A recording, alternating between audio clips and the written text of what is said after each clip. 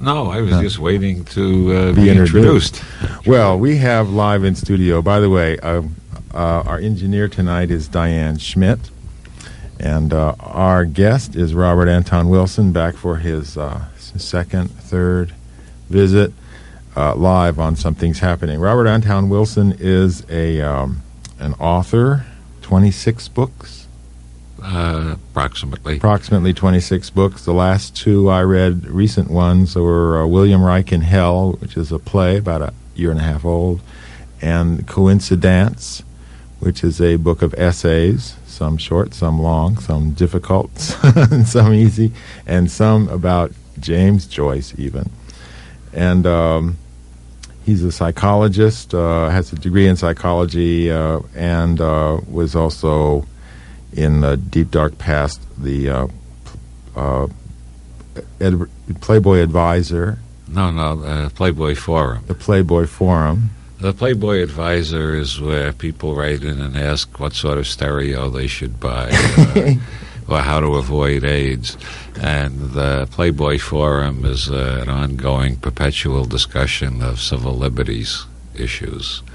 What are the rights of the citizens, and how much can the government interfere with them?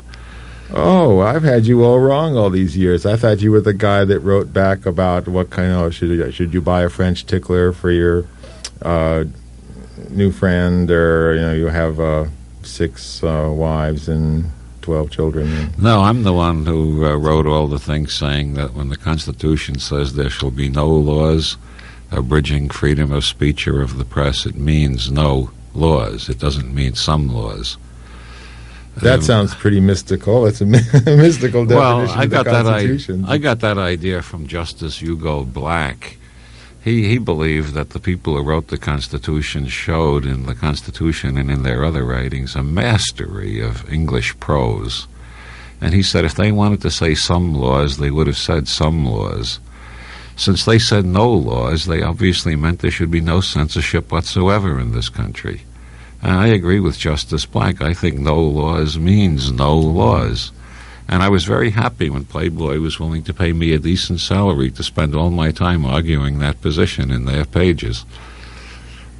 Well, the Constitution is undergoing a massive attack, it seems to me. Well, George Bush seems to want to get rid of it entirely. His whole campaign was based on attacking the Bill of Rights. His whole campaign was, Dukakis came from Harvard Law School, and he believed in the Bill of Rights. Therefore, he's not a true American. That's the definition of a liberal. Somebody who believes in the Bill of Rights. It could be a definition of a libertarian, too. Mm-hmm. Well, he didn't actually say that, though. Exactly. Did he? Well, no, Bush never explicitly said he wanted to throw out the Constitution. He just kept attacking the basic ideas of the Constitution. Well, congratulations, by the way. We played your Los Angeles talk last year, September, when you successfully predicted the outcome of the election. Oh, I've always predicted elections accurately. I don't claim to be very psychic, but I do have a capacity, a unique capacity. Every election, every presidential election, I know who's going to win. And I never knew how I did it until this election. Suddenly it dawned on me when Dukakis was 17 points ahead, and I knew Bush was going to win anyway. And I realized what it is I always look at the two candidates and see which one seems most repulsive to me, and that's always the one the majority picks.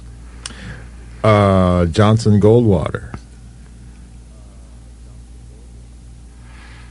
At that time, I expected Johnson would win, but I don't know.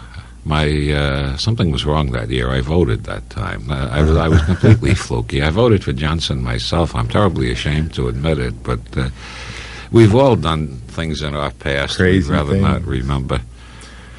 Mind control. So, the next 4 years, are you disheartened by the next 4 years? Well, we've got a pot-smoking draft dodger as vice president. That's not too bad. Do you think the government will start understanding pot smokers and draft dodgers and the new compassion for these particular Well, hasn't Bush already promised us a kinder, gentler CIA? And we're going to have kinder, gentler death squads in Central America?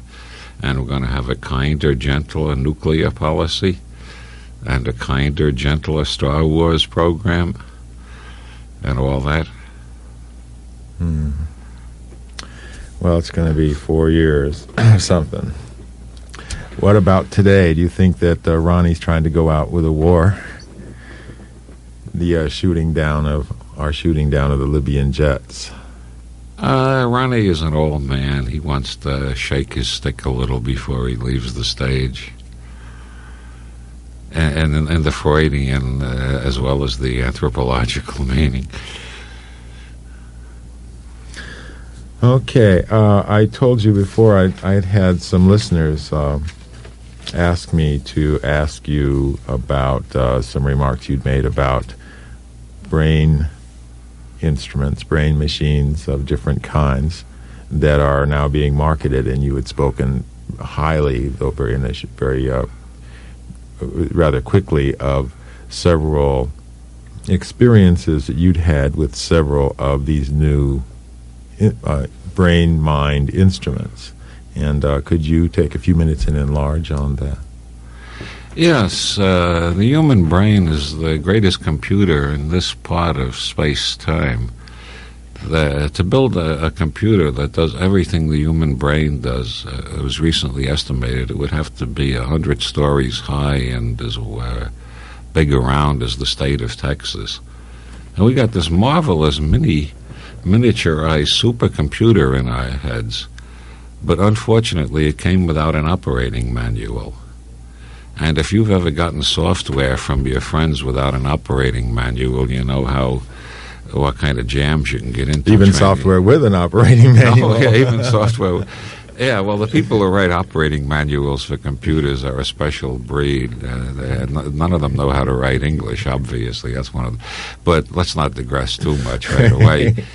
The human brain can do marvelous things, but we don't have an operating manual, and every society tries to teach its children how to use their brains properly, but most societies have the idea the proper way to use the brain is to imitate mommy and daddy, which means that if society was entirely successful, we'd still be living in caves and hunting tigers with clubs. The only way any progress is made is because society's programming isn't totally successful, and there's a number of deviates and heretics every generation. The human brain is capable of learning any language. Consider how astounding that is. Playing any sex role, mastering any science or art, entering dozens of mystical states, and yet most people remain in one very narrow reality tunnel throughout their whole lives. Ohio Presbyterian Republicans remain Ohio Presbyterian Republicans. Moscow Communist Atheists remain Moscow Communist Atheists. Marin County Hedonists remain Marin County Hedonists. People just don't know the variety of programs their brains are capable of. And I've been interested in this ever since the 60s, when there were some funny molecules floating around. And then I realized electrons are to the 80s what molecules were to the 60s. In the 90s, I think it will be quarks. But right now it's electrons. And there are a variety of machines around. Close to 100 are on the market now that will alter your brain in interesting ways. And you can learn new programs. You can retrain yourself for all sorts of new types of mental activities. And this, to me, is one of the most promising fields of research. And it's also one of the most promising potentials of human liberation, because there is no political system, no economic system that enslaves us quite as much as our own conditioned reactions and our imprinted reflexes that keep us in the cage of our early reality tunnels. Learning how to free up our neurological circuitry, change circuits, reprogram, metaprogram our brains is the most valuable thing we can do. So there are hundreds. I've seen them advertised. I've done a lot of work in biofeedback.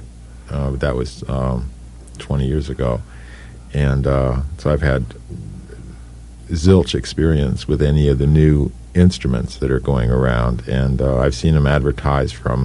They run from like $125 to $5,000. $8,000. $8,000. No, there's one even more expensive. It's $20,000. That one, you get enlightenment in 10 minutes. Or No, that one is called the Graham Potentializer, and they're not selling many of them. They're renting them to shops where you can go in and rent an hour on it for $30 or $50, depending on which shop you go to. Is that the couch that goes around it's and the around couch like a that sideways revolves, Ferris wheel? and it revolves in a magnetic field. Graham claims that he can demonstrate 10 sessions will raise your IQ by about 20 points. It's one of the most fascinating brain change machines I've tried, and I'm really fascinated by it. I really want to try it a lot more. Among the ones that are portable and you can buy and keep in your home, the NeuroPep is a really fascinating machine that just uses light and sound.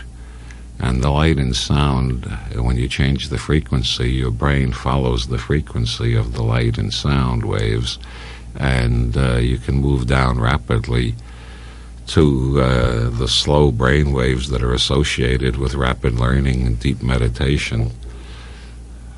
There are even brain machines around that are specially designed for out-of-body experience. If anybody wants to do a lot of astral traveling, there's a machine designed by Robert Monroe that's just for out-of-body experience. You can hit that occasionally on some of the other machines, too. Robert Monroe wrote the modern definitive book on astral travel, and he was tested extensively at Menninger Foundation Clinic in Kansas, I believe. That's right. And I can't remember the name of his machine, unfortunately, but it's especially the HemiSync.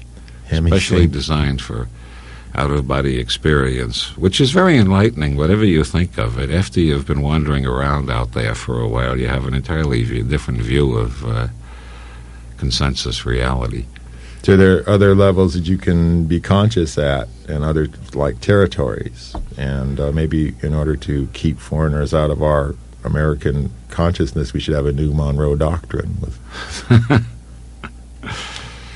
You've had that experience. You've experienced the HemiSync a lot. You mentioned that you're able to jump out of your body in just a few minutes. No, I've never experienced the HemiSync. I've had out-of-body experiences with the Pulsar and with the NeuroPep and with the Synchro Energizer.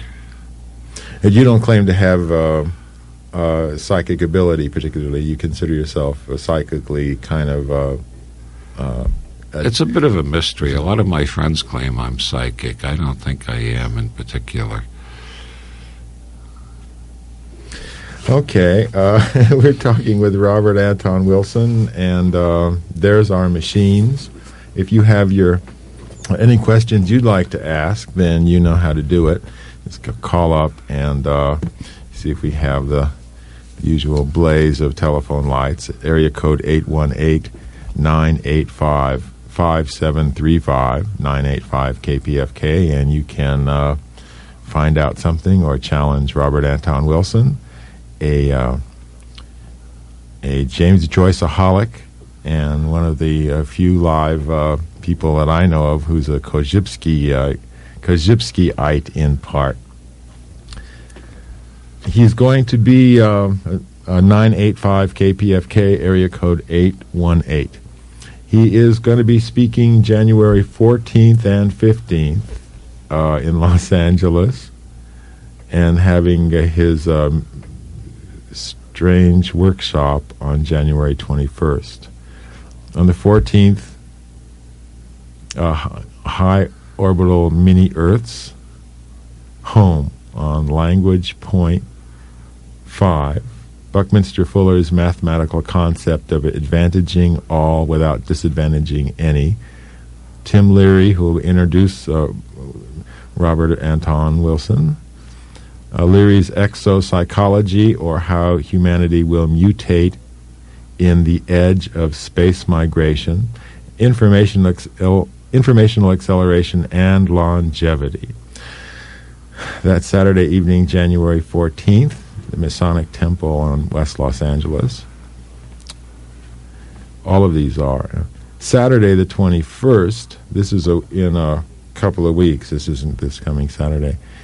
He'll be introduced by John Lilly, and this one sounds particularly interesting to me. A startling re-evaluation of the alchemical Hermetic tradition in Europe and its links to the birth of Jeffersonian democracy. We predict that after this talk you will understand the back of the dollar bill better and the front of your own brain better too. That's Saturday, January 21st. And then there's a workshop on the 15th. Information about all of this is at area code 213-390-2300. I knew you'd have a 23 in your phone number. Area 213... 2388. Sorry. 390-2388. 390-2388. Call Laura or Peter. And that's for the details. You ready to face the public? I would like to say something about the workshop. It's not an ordinary workshop. It's called Cosmic Conspiracy, the Game of Enlightenment, and it is based on an encounter group in a sense, but it's also a fantasy role-playing game. People come in, they get assigned roles, and then they got to figure out what's really going on. It's just like real life, in other words. You think you know what's going on, but you never do until the game is over. And it's a lot of fun, and it is a consciousness-expanding experience. People who've been in the game before say it's just like LSD. But so far, it's legal. Well, you'll probably have a few government agents going down to play the game. You go into a room. There's a bunch of people there. You are assigned a role. There's some roles here. Find the Maltese Falcon and the Forbidden Necronomicon, while Discordian clowns, Christian fanatics, and assorted spies and extraterrestrials try to confuse you. Seek illumination while CIA agents try to assassinate you. If you are killed, you will experience an astounding rebirth, we promise. And the Attorney General has determined that this game may be hazardous to your dogma. Your karma may run over your dogma, but it's lots of fun. And that's a limited group, 50 players. Only 50 players. If we get more than that, we'll have another game in March.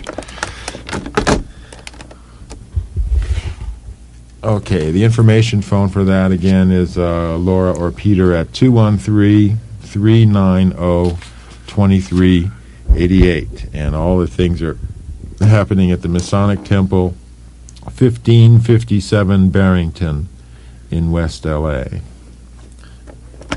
Hello? Hi, how you doing, Roy and Robert? Happy New Year. Happy New Year. Hope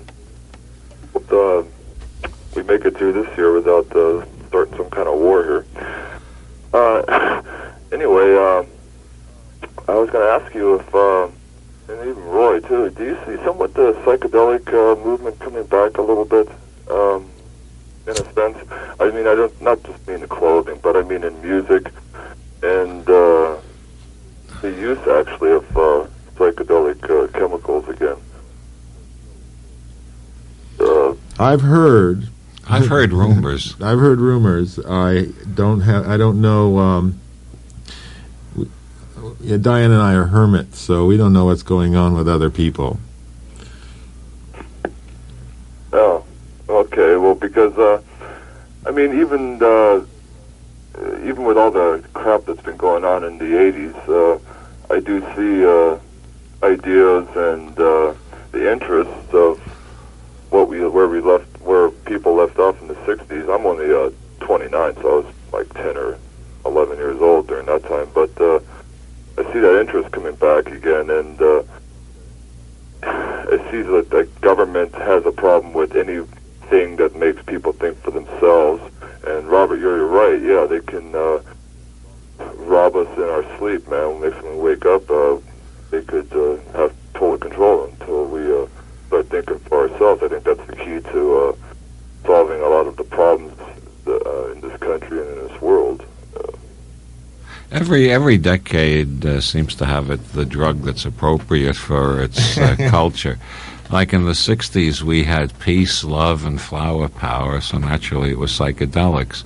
In the 80s, we got Reagan, Ollie North, and pit bulls, so naturally the most popular drug was cocaine. Yeah, see, those were I mean, I have to admit that I've done that a few times, but still, I don't see that those kind of drugs make people think for themselves. It's kind of like almost making you stupid.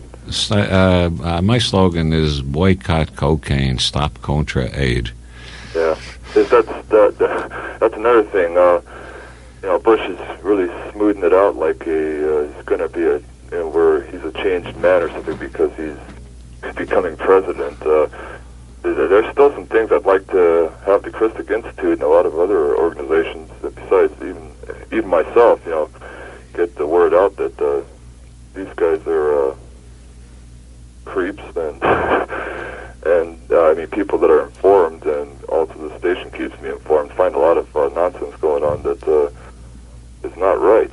I don't have the phone number of the Christic Institute, but anybody who wants to see their film on the Contras and the cover-up, that film is easily available. Just look up Christic Institute in the phone book. I've seen it in the video rentals in large major video stores. Oh, that's called Cover Up.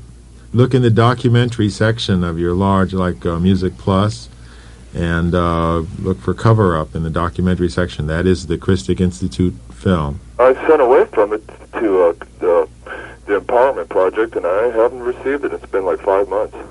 Oh, well, you better contact them. I better get a letter to them or something. Yeah, call them up. Yeah, really. Okay, we gotta go. You guys are covering it real well, and the only true information is what alternative press and this kind of radio station. And there is also another radio station in town, KMPC. They may be commercial, but they're pretty well in tune with the music they play, and sometimes even they talk about things. And Jim Ladd's over there, and they seem to be informing people too. And that's incredible in a way because that is a commercial station. But okay, thanks a lot. Thanks a lot, Roy. Why do I feel so optimistic? Well, that's a condition of a healthy mind and a healthy body.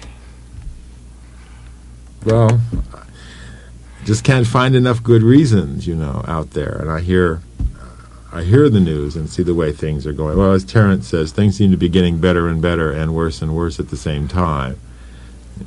And anyway, hello? Hello? Hello, you hear me? Yes. Yes. Ahmad. Father? Yes.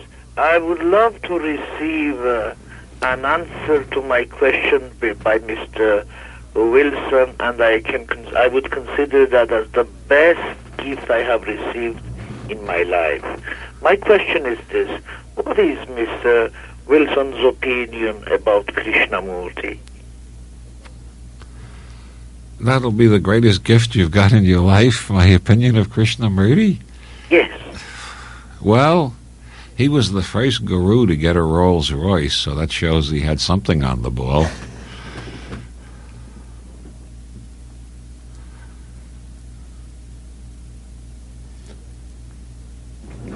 Does that answer your question? Oh, you mean I can start the car now? Well, he didn't get 93 Rolls Royces, so he wasn't as sharp as Rajneesh. Oh, I mean, Roy himself has great respect for Krishnamurti. I mean, what is your philosophical opinion about him? Well, actually, Krishnamurti makes more sense to me than practically anybody else in that field. I was just being whimsical. Krishnamurti and Alan Watts make sense. That is the unique characteristic among all the favorite New Age philosophers. They both make sense.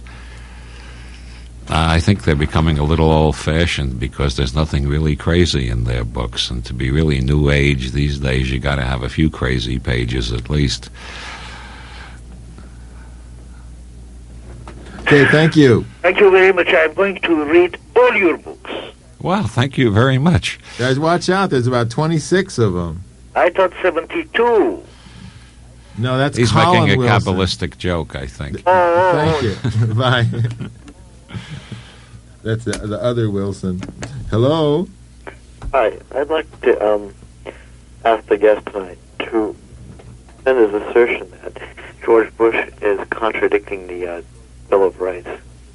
I mean, I don't understand in what way. Well, George Bush has come out very strongly against the American Civil Liberties Union, which is an organization devoted entirely to defending the Bill of Rights. He has criticized several of the basic provisions of the Bill of Rights and talked about getting rid of them.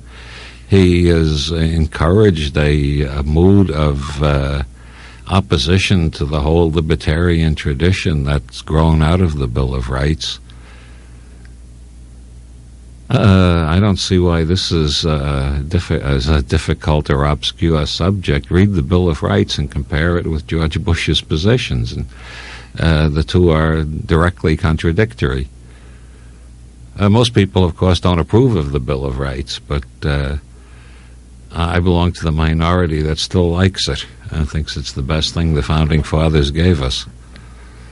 Our mother country's just eliminated the equivalent of the Fifth Amendment. Oh, England. Yeah. Oh, hell, England. Under the PTA, the Prevention of Terrorism Act, they abolished habeas corpus and practically the whole Magna Carta if you're Irish. If you're Irish, they can hold you indefinitely. You can't see a lawyer. They don't have to make any charges against you. You just disappear, like in Latin America. But they only do it to the Irish, though. They've preserved their civil liberties for the British themselves. But you are allowed to, the Irish are allowed to read and write. Yeah, there's been improvement in the last 200 years. I have another question then. Does that mean that, would you consider yourself a libertarian? I know you've used that term. Did you mean to use that term in the sense of the political party or just the general way of thinking in that it's pro? I shy away from labels, but if I'm pinned down and trapped, I'll accept libertarian as a label. Okay. Okay, thank you. Oh.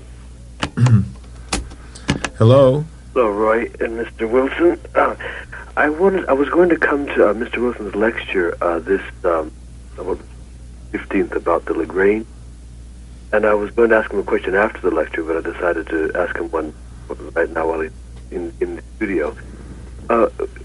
Why should we aspire to go to different planets or colonize outer space if we have so much trouble getting things here straight on Earth between us? What is it? I mean, what would be the rationale for that? Well, in the first place, a lot of the problems on the Earth have to do with using the wrong resources and polluting the atmosphere. Getting into outer space, we can get almost limitless amounts of solar power and beam them down to Earth, which is the beginning of phasing out the polluting fossil fuels we've been using so much.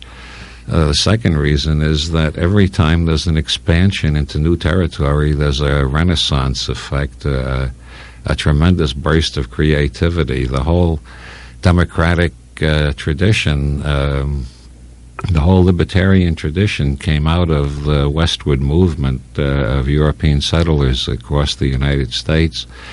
Every time a new frontier opens, there's a boom of new ideas, new social forms, new innovations, new types of human relations.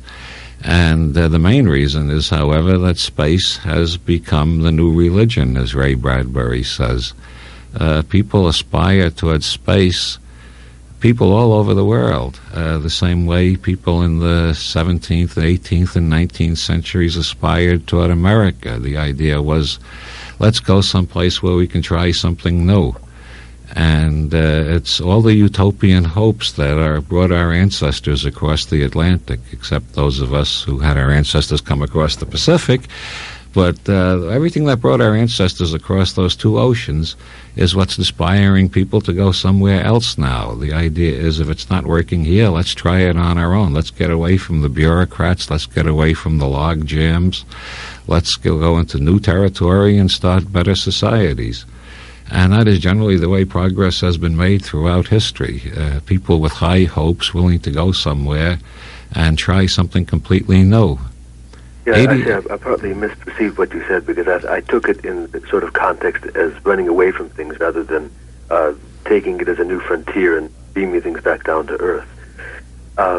Also, I was watching a television show called Night Watch, and there was a doctor named Robert Redsack, I think. And I think they had the synchroenergizer on there with the mind machine with the goggles and the earphones. And they were talking about being able to achieve states of, I think, relaxation that 20 years of Zen practice that the Zen masters can achieve.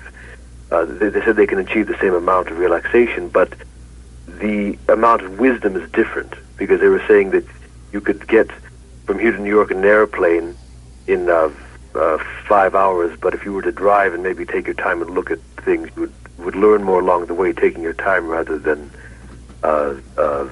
getting there instantly. You have to learn to stop and smell the transistors. Yeah.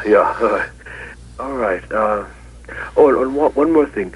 I went to your lecture at the what was the last lecture you did, and you were saying that certain animals are their intelligence level is judged by how far away they have migrated from their original starting point.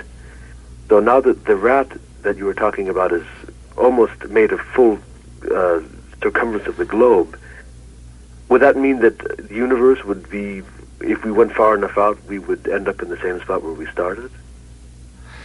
No, the rat. What I was saying was the rat has shown a genetic program indicating a drive for ubiquity. It started in Southeast Asia and it spread across the whole world in the last 4,000 years. Now it's increasingly found on jet airliners, so it's getting around faster all the time, and I expect rats will be on the first space colonies. The human race has been at war with the rats ever since we discovered they carry diseases, including the terrible bubonic plague, and yet there are more rats around now than ever. So this is a very smart little mammal. They won't eat poison anymore. They take a nibble and go away, and if they feel sick, they won't come back and eat the rest. If they feel okay, they come back and eat it.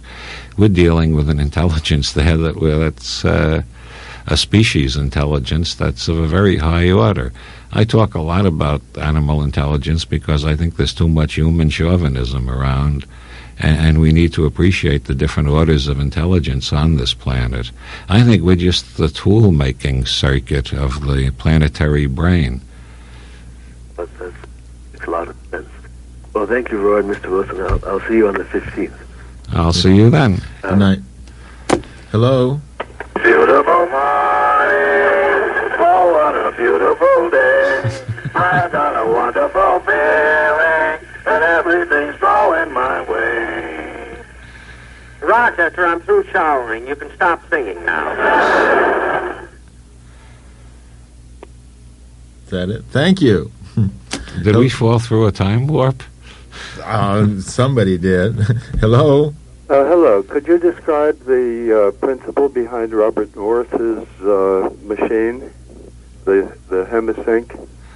Yeah. The Hemisync has two earphones. One has a frequency of 404 hertz. The other has a frequency of 400 hertz. The brain registers the difference, which is 4 hertz, and 4 hertz, for some reason, is the frequency at which out-of-body experience is most likely to happen. Below 4 hertz, you tend to go to sleep, or you tend to have psychedelic sorts of visions. Above 4 hertz, you tend to have what everybody calls ESP, except the Committee for Scientific Investigation of Claims of the Paranormal, who call it coincidence.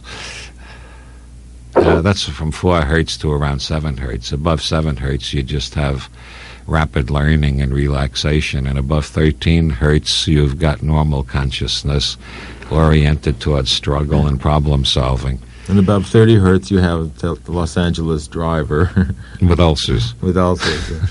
Fascinating. Thank you. Hello? Oh, I'm on. Great. Stan.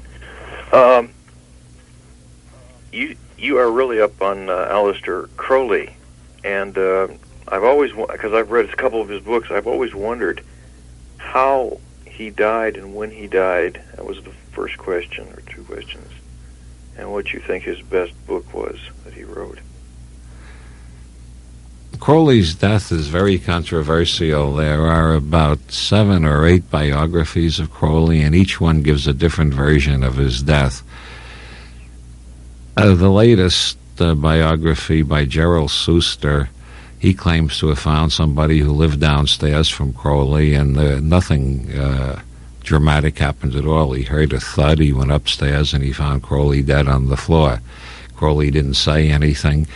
There are other versions that had Crowley coming out with wise sayings as he died, and other versions with him weeping in confusion and so on. But I think Suster has probably got closest to the truth. At what age was that about? He was 73. Oh, he did live a long age then. That's a good age, considering he was born in 1875, and most people born then didn't live beyond 50. What is his best book? That depends. Your opinion of his best book. Well, what do you like the best? I'm just curious, because you... The one I like the best is The Book of Lies, because it's the most puzzling one, and it's endlessly entertaining. Every time I reread it, I get more of the jokes. Yeah, The Book of Lies, that's a good book. You have to read that about 3 times just to get to be able to read it again. Well, by the time you get up to the 30th reading, every line is funny. Well, I appreciate your opinion, and I'm glad to see you on the show again. Well, thank you. Thank you.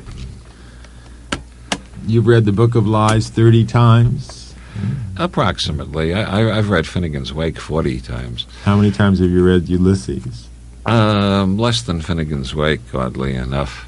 Finnegan's Wake is more challenging and more fun. My idea, most people like simple books. I don't know why. My idea of a simple book is, what is it good for? You read it once and you throw it out. I like dense books that the more I read them, the more fun I get out of them. But then you end up spending your time only reading 2 books, the same 2 books.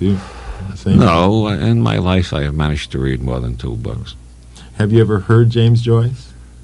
Heard his voice? Yeah. Yeah, I've heard a record of him reading a passage from Ulysses and a passage from Finnegan's Wake, and he reads them extremely well. But of course, the Irish seem to be all natural-born actors and performers. It's part of the bardic tradition of the Celts.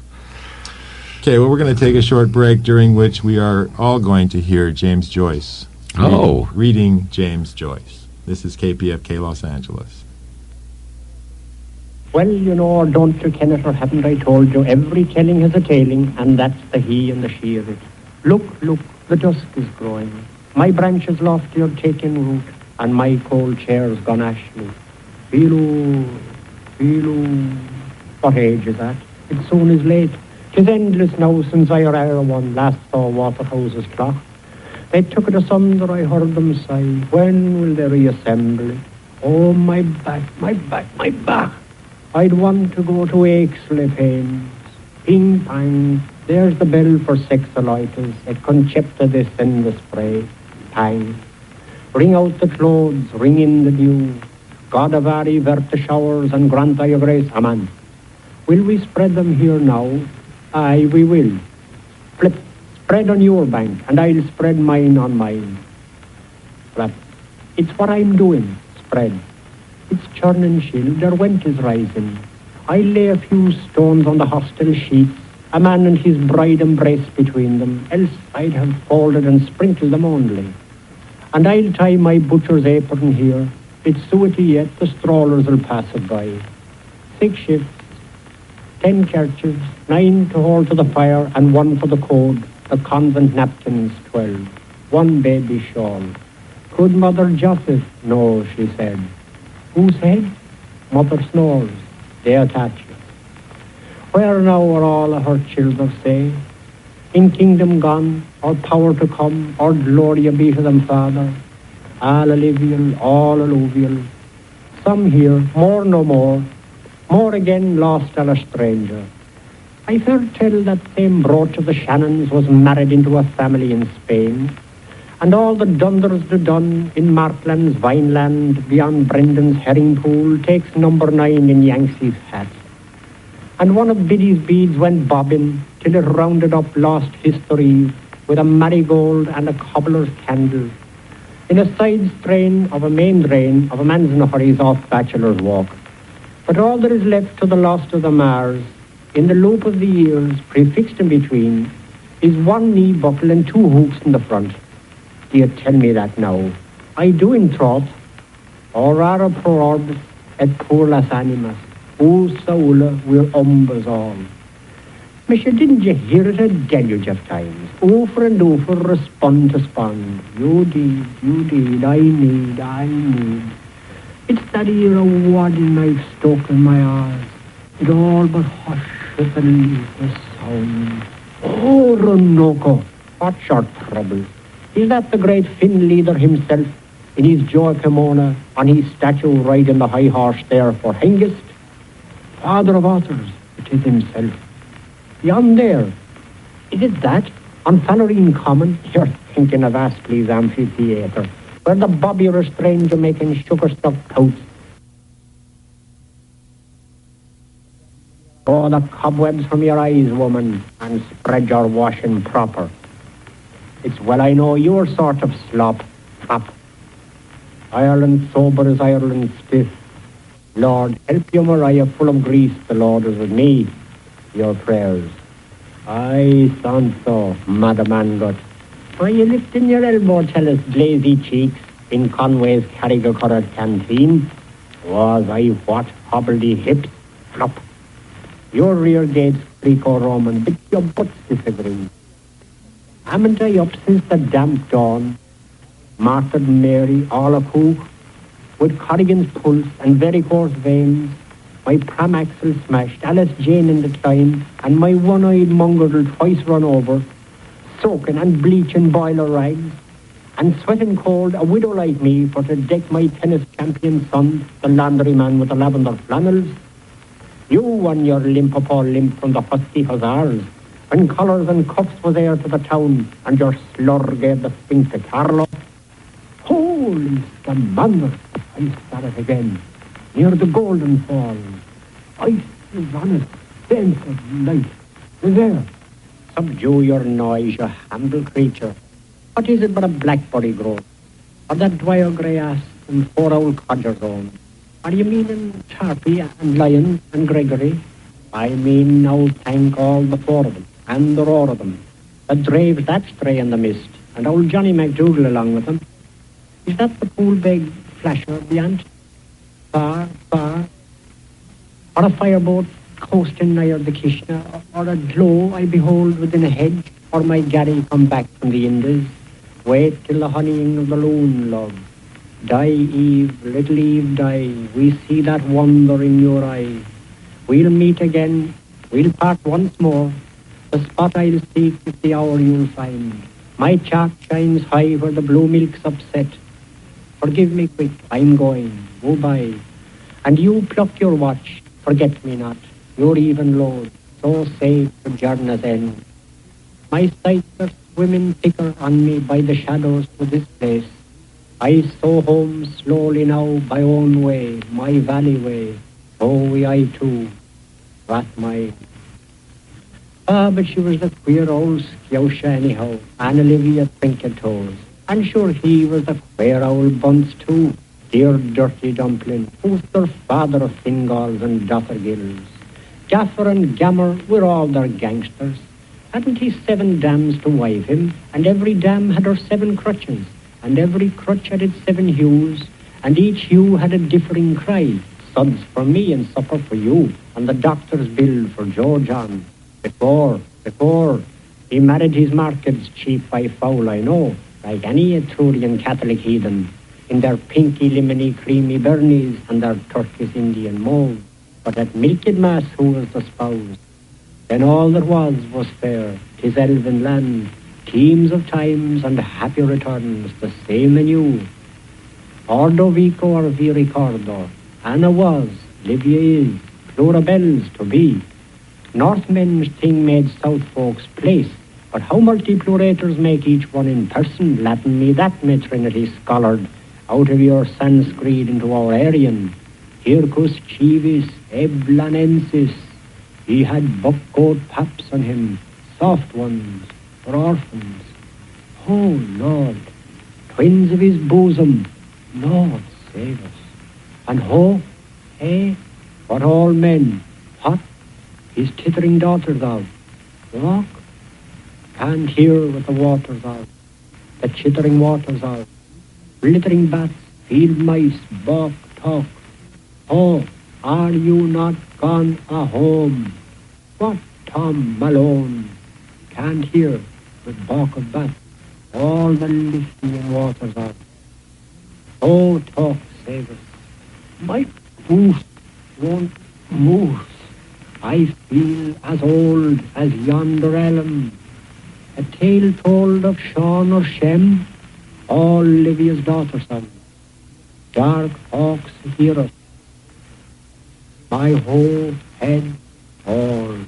I feel as heavy as yonder stone. Tell me of Sean or Sean. Who were Shem and Sean, the living sons and daughters of? Night now, tell me, elm. Night, night, tell me tale of stem or stone, beside the rivering waters of, hither and thithering waters of, night. That was James Joyce reading, what's the name of that song? That's the Anna Livia Plurabella chapter, and that's the end of the Anna Livia Plurabella chapter. That's two old washerwomen washing everybody's dirty linen in public, in every sense of the word. They're washing the dirty linen in the dream, and by dream distortion, as they gossip, they're spreading everybody's dirty linen around the town. And as night falls, the river gets wider, and they have trouble hearing each other. And they gradually turn into a tree and a stone, and the tree and the stone reappear later as tree stone in the old medieval legend, Tristan and Isolde, because they're by the river Analifi in Chapel Izard, which is the chapel of Isolde in Gaelic. And there's a lot of jokes in there about the great Finn leader. That's Finn McCool, the leader of the Fianna, the Irish warriors, but it's Adam Finlater, the grocer, who was the most popular grocer in Dublin in Joyce's day, and Hengist on his Horsa. That's Hengist and Horsa, the two Anglo-Saxon conquerors of Britain who were twin brothers, and the twin brother theme keeps reappearing. And there are the 7 chakras that come in as the 7 wives, and the 7 colors, and the colors that run through some of the sentences. And the 4 old men, Marcus and Lyons and Tarpey and McDougall, they're the 4 points of the compass, or the 4 archangels at the corners of a Kabbalistic ritual, or the 4 deacons in a Masonic ceremony, or the 4 chambers of the human heart. Jung said every dream has a system of 4s in it. It's, the 4 in Finnegan's Wake keep changing into different 4s, but there's always 4 of them, and I could go on for a couple of hours about that passage, but that's exactly what I was thinking during that reading. This is KPFK Los Angeles. We are on the air with Robert Anton Wilson. See, he's going to be again appearing January 14th, 15th, and 21st at the Masonic Temple in West Los Angeles, 1557 Barrington. It's January 14th.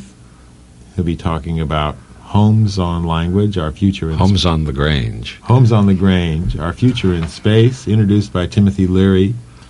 And January 21st, The Eye in the Triangle, introduced by John Lilly.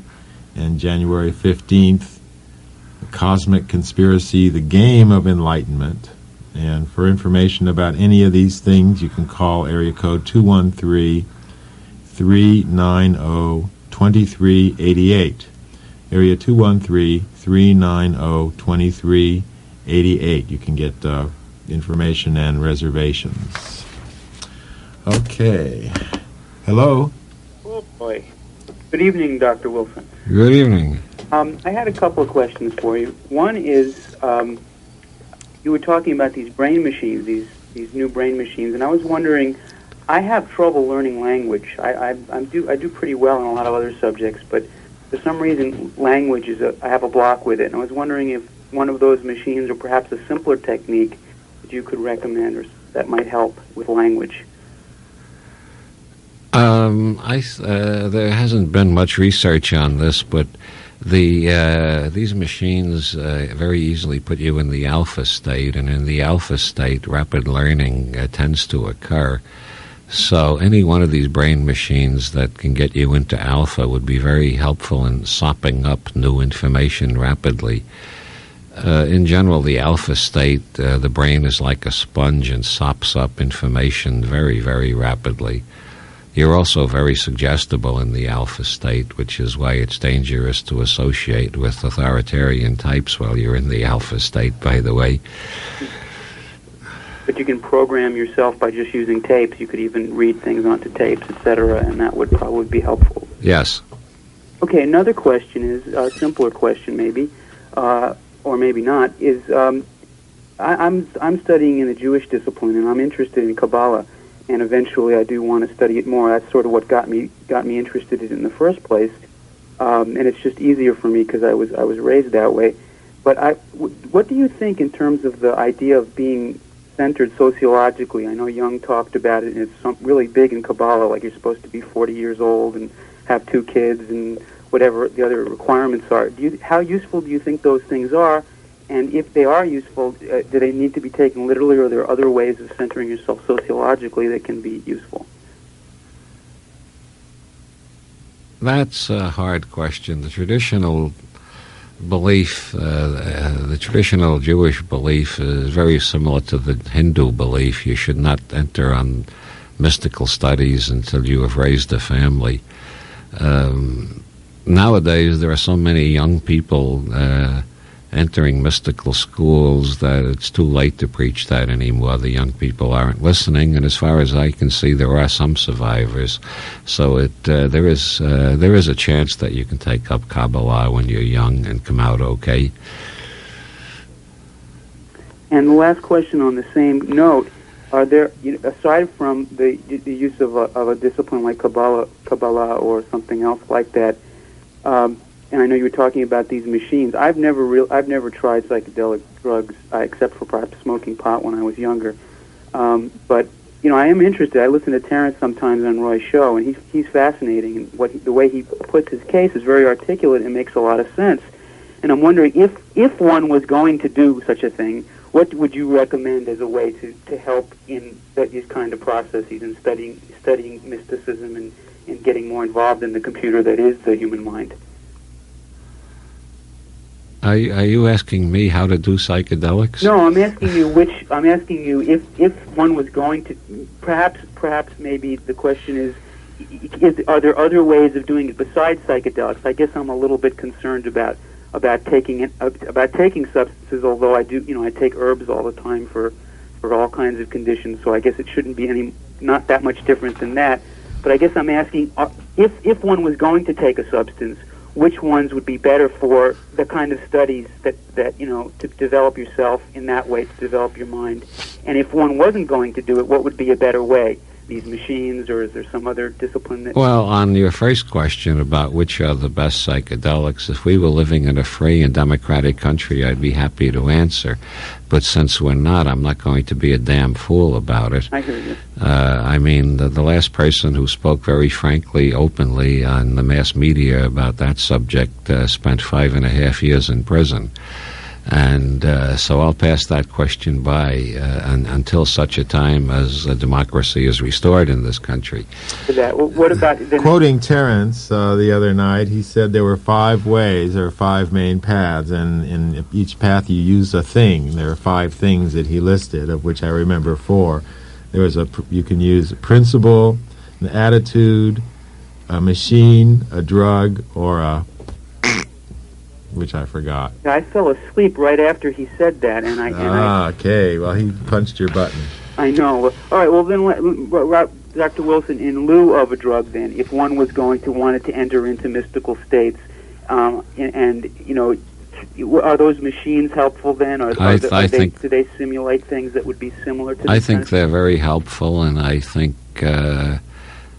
Something as corny as transcendental meditation is very helpful. The TM is a very simple form of meditation, but anybody can learn it. Zen meditation is more complicated, and a lot of people give up and get bored and frustrated and give up. With TM, you get enough results quick enough that you don't get disgusted and give up, and you tend to stick to it. And you don't have to pay them their enormous fees for a mantra. Brain research indicates rather clearly that any mantra works as well as any other mantra. You can pick one out of a book on Hinduism, or you can take, since you're in the Jewish tradition, you can take a sentence from the Bible in Hebrew and use that as your mantra. Take Shema Israel, Yehovah Ahad, Yehovah Elohim, or however that goes. I got it all wrong, didn't I?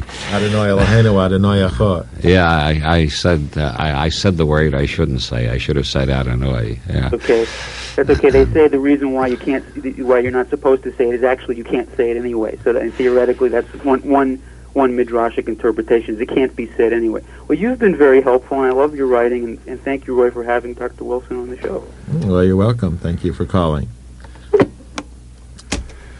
Hello. Hello. Oh, a woman has called. Welcome to the program. Oh, thank you. Just had a quick question on whether or not you had any experience with the Pacer brain tuner. Alpha Pacer? Right. The Alpha Pacer, yes, it's very good. There are a lot of machines that seem very good. And you would recommend this one? I see it's pretty reasonable. Only $275. I'd recommend it in general. I don't want to recommend any one particular machine, because if I start recommending particular machines, then I'm in the position of almost being a salesman for somebody, and that destroys my journalistic objectivity. Mm-hmm. So I just talk about the machines in general. Is it one of those that you would recommend? Yes, one of those. Thank you very much. Thank you. Hello? Oh, yeah, I just called to give you some information. But I noticed that the radio electronics in September, October, November '88 listed a brain synergy card to put in your IBM PC. And they mention in here that was developed by Robert Monroe, etc. I just thought the listeners would be interested. They also give a place where you can buy it, either pre-assembled or assemble it yourself, etc. So I don't know if you're interested. That's Radio Electronics, September, October, November of '88. Thank you very much. Okay. Thank you. Huh? Thank you. Indeed. September, October, November '88. Radio and electronics. By the way, there are magazines that advertise these different machines. Magical Blend, Reality Hackers, Omni. Omni? Yeah, not as many as the other two, but Omni does advertise some of them. Mm-hmm. Okay. Hello? Hi.